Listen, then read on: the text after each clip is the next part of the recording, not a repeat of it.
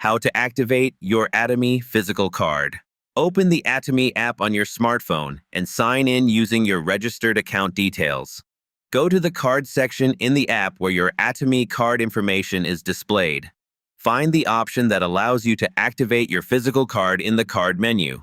Select the Activate Card option to begin the activation process.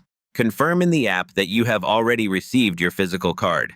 Enter the required card details, such as the last digits of the card number. Follow the instructions in the app to verify your identity if verification is required. Create a secure PIN that you will use for payments and card transactions. Review the information you entered to make sure everything is correct.